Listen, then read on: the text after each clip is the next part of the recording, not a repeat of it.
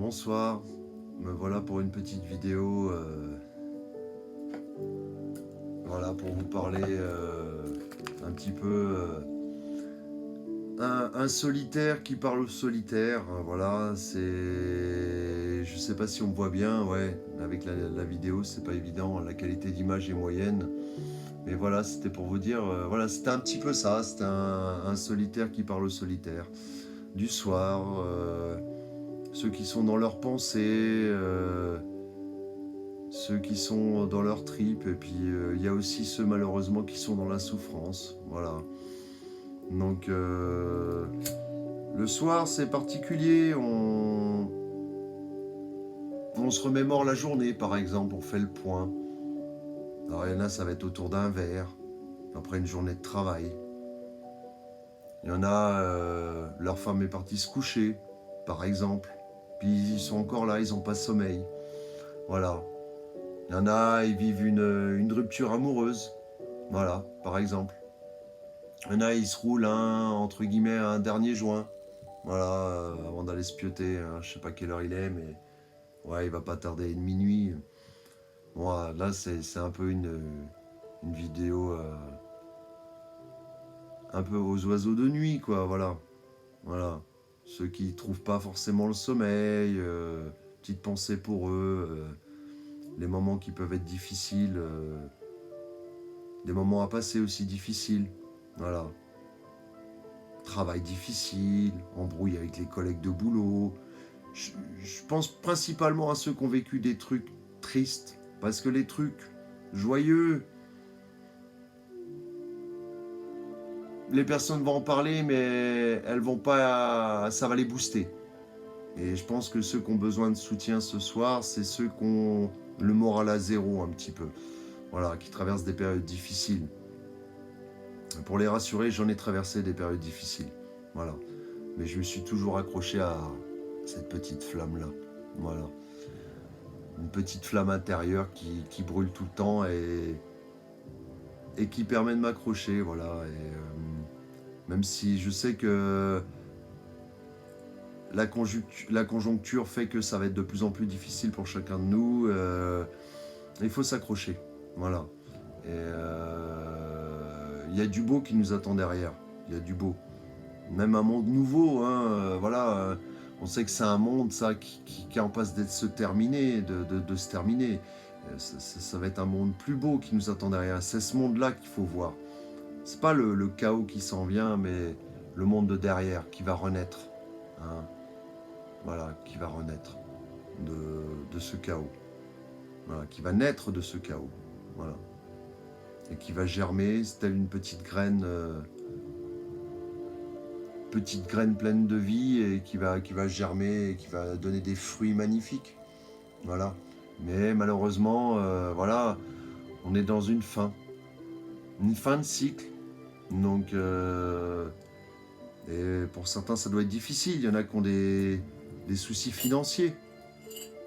Voilà, et ils sont peut-être un peu... Bah, ils ont voulu compenser, quelque part, matériellement. Ils ont voulu compenser, mais voilà, mais malheureusement, bah, ils se sont mis dans un cercle vicieux, à leur insu, parce qu'ils ne savaient pas forcément l'issue de ce cercle-là. Voilà, hein, les ruptures amoureuses, voilà, ça c'est un autre sujet. Rupture amoureuse, voilà, il y a l'attachement à une personne proche, et malheureusement elle vient à partir. Des fois c'est du jour au lendemain, hein, des fois on met toute sa motivation en la personne, et puis paf, du jour au lendemain, moi j'ai des anecdotes comme ça où l'appartement était vidé. Pas moi personnellement, mais une personne que j'ai connue. Il vivait tranquillement, machin, et ça n'a pas prévenu, la personne est partie et a tout embarqué, quoi. Alors c'est encore plus délicat quand il y en a des enfants, parce que les enfants, bah, ils y sont pour rien dans l'histoire.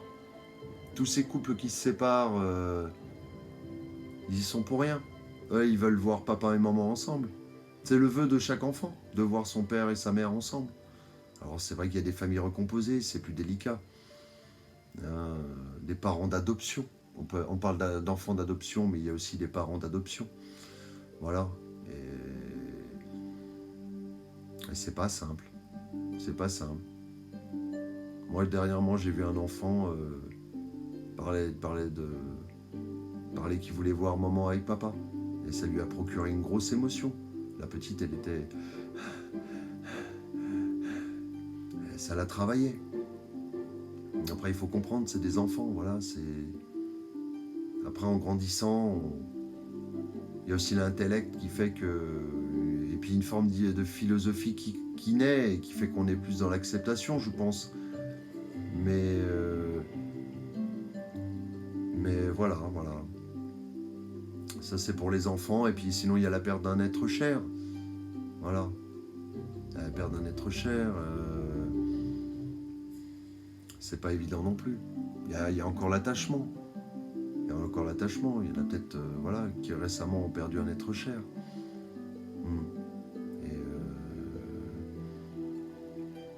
Et il faut se dire qu'il est parti au ciel. Il a rejoint les cieux. Il faut le laisser partir. Il faut se réjouir de son départ. Il paraît que dans certaines tribus, la mort était une fête.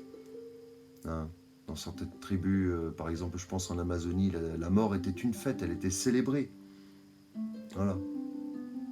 Derrière, il y a une résurrection qu'attend chaque personne. Alors c'est vrai que c'est dur à digérer.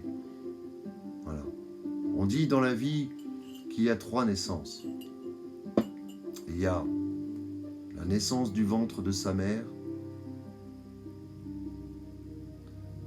la naissance du départ du foyer familial pour mener sa propre vie, sa propre existence. Et enfin, la dernière naissance, c'est le décès de ses parents. Moi, je ne suis pas dans ce cas de figure. On va dire que je suis à ma 2e naissance. Voilà. La 3e va être une épreuve. Pour quiconque est attaché à sa famille, et je pense que tout le monde devrait être attaché à sa famille. Hein, tout le monde devrait pardonner. Je sais qu'il y a des différends familiaux. Ça aussi, ça cause de la souffrance. Mais tout le monde devrait apprendre à pardonner.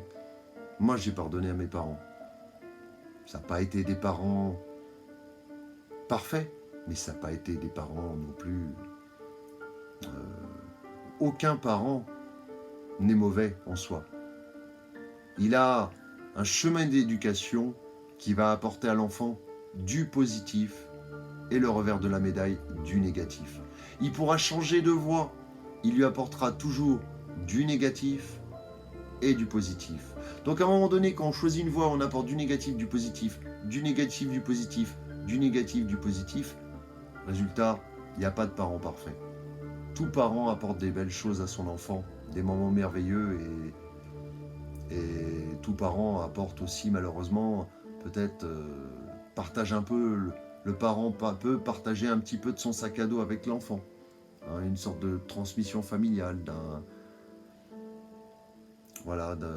éducatif. Voilà. Si le parent, je ne vais pas rentrer dans les détails, mais voilà, je préfère passer à autre chose.